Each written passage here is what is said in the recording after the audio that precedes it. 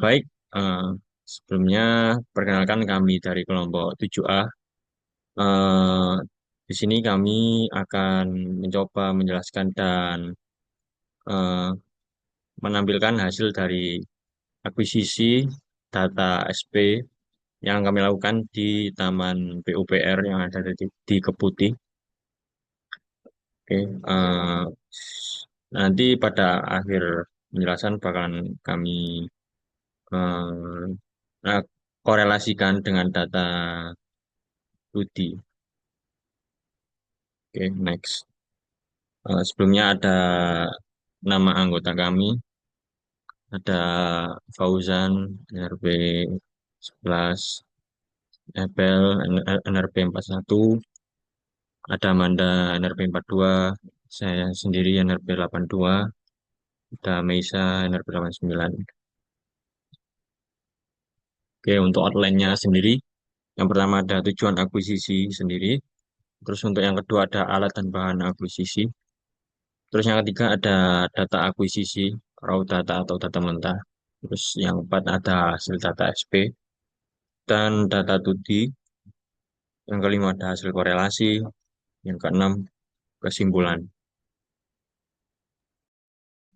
Oke, yang pertama ada tujuan akuisisi. Tujuan dari akuisisi ini itu yang pertama untuk mengukur dan memetakan distribusi nilai self potential di kawasan taman PUPR Keputih menggunakan metode geolistrik SP. Yang kedua, untuk mengidentifikasi dan menganalisis anomali bawah tanah yang berpotensi berkaitan dengan pergerakan fluida, kontaminasi, atau perubahan lingkungan bawah permukaan akibat adanya aktivitas pembuangan dan pembakaran sampah. Selanjutnya merupakan lokasi pengukuran akuisisi yang dilakukan oleh kelompok kami. Lokasi pengukuran yang dipilih yaitu berada di Taman PUPR Keputih Surabaya. Berikut merupakan desain akuisisi dari kelompok kami. Next. Selanjutnya, alat dan bahan yang digunakan itu yang pertama ada porospot 3 buah, lalu ada meteran, ketiga ada multimeter, keempat ada elektroda, kelima ada kabel positif dan kabel negatif, keenam ada software server, ketujuh ada software studi inverse, lalu yang terakhir ada Python. Selanjutnya ada flowchart akuisisi dari metode SP dan metode 2D. Nah, untuk metode SP sendiri yaitu dimulai dengan membentang kabel sepanjang line sepanjang 100 meter, lalu meratakan tanah untuk alas porospot, lalu meletakkan porospot base, lalu menyambungkan kabel roll dengan porospot base, selanjutnya meletakkan porospot ke titik pengukuran. Di titik pengukuran kita mengukur beda potensial dan melakukan 3 iterasi pengukuran. Nah, apabila selama pengukuran itu hasil datanya itu tidak relevan, jaraknya itu cukup jauh, jadi bisa dilakukan mengukur beta potensialnya lagi. Nah, apabila setelah dilakukan 3 iterasi pengukuran hasilnya relevan, kita bisa pindah ke titik berikutnya, lalu semua titik sudah selesai diukur, menghasilkan output data self potensial. Selanjutnya flowchart akuisisi SP, yaitu yang pertama kita dimulai dengan membentang meteran, lalu menempatkan main unit di antara sisi kanan dan sisi kiri, lalu membuat lubang dengan jarak spacing sebesar 2,5 meter, lalu kita menancapkan elektroda. Di samping menancapkan elektroda, kita juga membuat koordinat titik pengukuran, lalu membentangkan kabel kabel 1 sampai 24 di sisi barat, lalu kabel 25 sampai 48 di sisi timur. Lalu selanjutnya menghubungkan ke kabel konektor dan kabel konektor tersebut nanti dihubungkan ke main unit tersebut. Lalu kita melakukan pengecekan elektroda di main unit. Selanjutnya kita melakukan konfigurasi Wener alpha dan menghasilkan datasheet hasil pengukuran. Next. Oh, untuk flowchart pengolahannya sendiri, flowchart pengolahan data self potensial dimulai Dari menginput raw data potensial, lalu kita melakukan koreksi base, lalu selanjutnya kita melakukan EMD. Nah, selanjutnya kita menginput data yang sudah terfilter tadi ke software server dan menghasilkan peta kontur yang selanjutnya di layering dengan Google Earth dan dihasilkan map SP. Untuk flowchart 2D sendiri, pertama itu menginput raw data, lalu kita melakukan keyc terlebih dahulu, lalu kita menginput ke software studi, terus itu lanjutnya kita melakukan damping faktor, lalu vertical to horizontal flatness filter ratio, lalu melakukan convergence limit, selanjutnya set number of iteration, lalu melakukan inversi robust, selanjutnya ke logaritma of apparent sensitivity, lalu not using extended model, lalu reduce effect of si blocks, selanjutnya dilakukan inversi, terus menghasilkan model resistivitas. Next.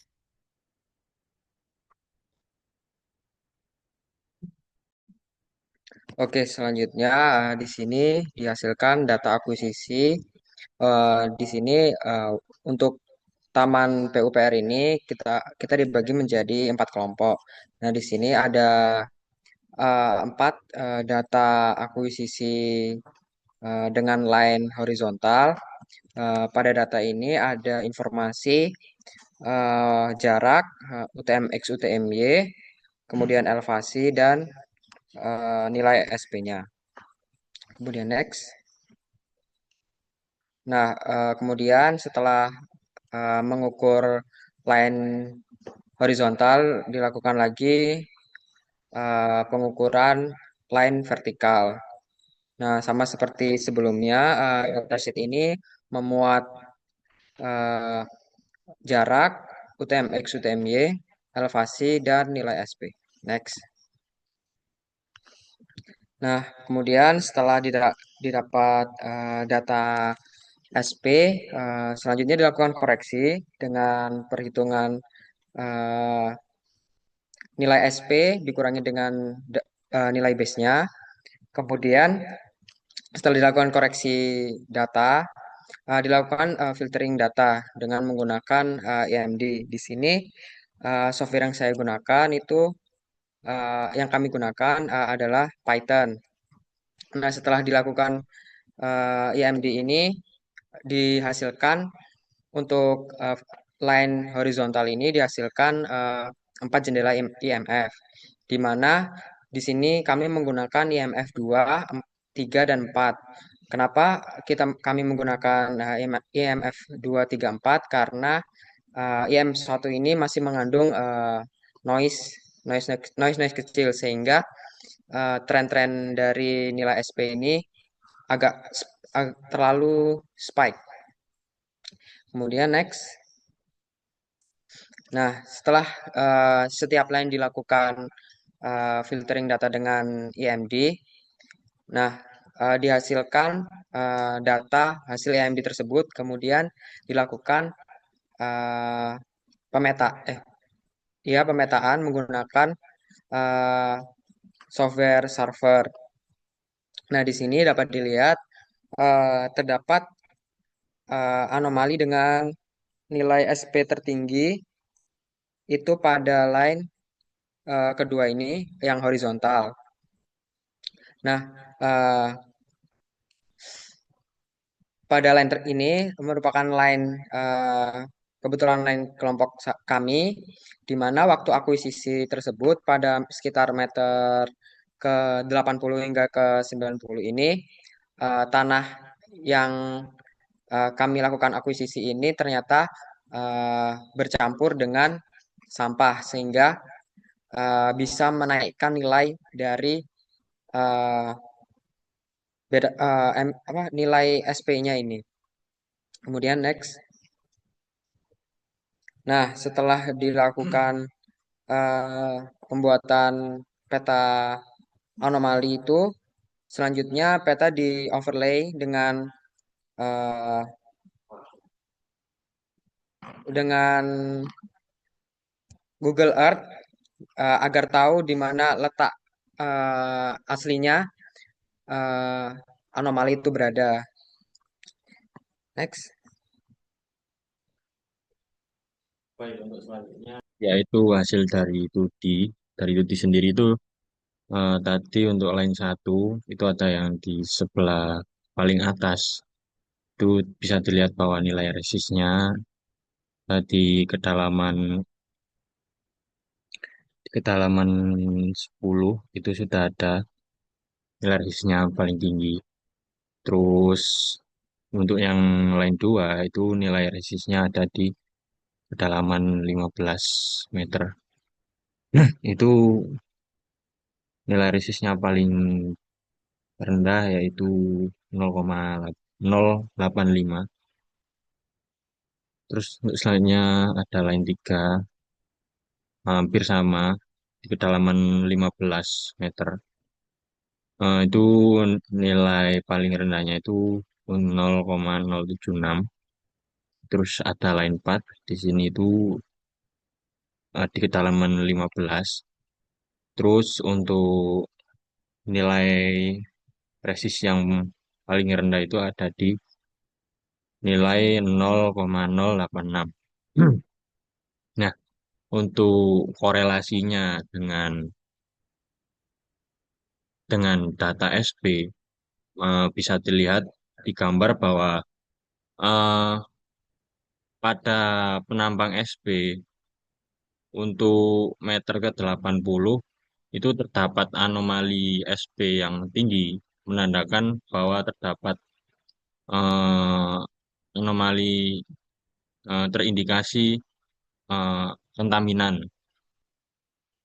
Dan untuk yang di PUPR, untuk yang di hasil studi bisa dilihat di rentang panjang meter 50 sampai 70 pada kedalaman 15 meter terdapat nilai resist yang rendah yaitu se- nilainya berkisar 0,086 sampai 0,207. Di sini bisa diindikasikan bahwa terdapat sebuah kontaminan yang mana dari penjelasan teman saya sebelumnya bahwa terdapat sebuah tumpukan sampah yang mana tumpukan sampah itu tadi sudah lama dari proses yang telah lama itu tadi menghasilkan air lindi yang mana persebarannya itu berada di dalaman 15 meter. Nah, untuk nilai chargeability-nya di sini bisa dilihat di kedalaman 15 meter juga nilai yang paling tinggi berada di atas 600-an menandakan bahwa kemampuan batuan di zona-zona merah ini mereka cukup kuat buat menyimpan sebuah arus listrik yang diinjek pada saat akuisisi. Next, simpulan.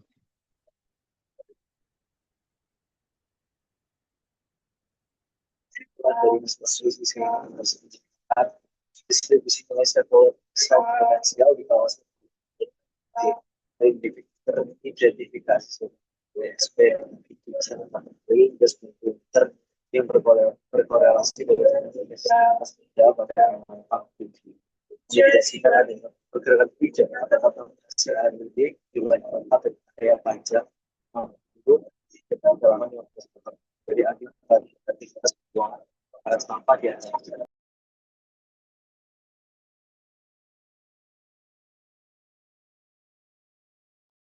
Baik, mungkin bisa saya ulang lagi karena tadi dari penjelasan teman saya Fauzan putus-putus bahwa kesimpulan dari hasil akuisisi yang kami lakukan kemarin hasilnya itu berhasil memetakan zona distribusi nilai self potensial di kawasan Taman PUPR Keputih yang mana di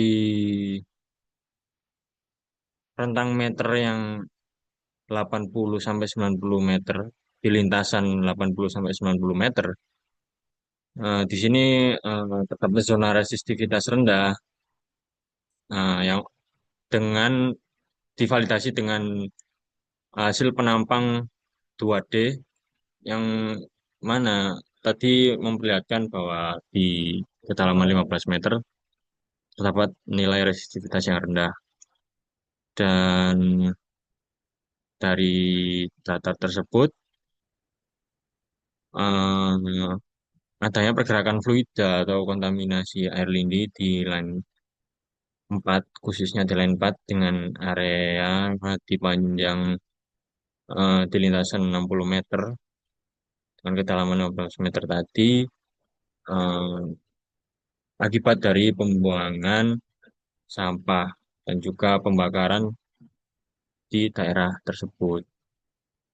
Nah, seperti itu penjelasan dari kelompok kami. Kurang lebihnya mohon maaf. Assalamualaikum warahmatullahi wabarakatuh.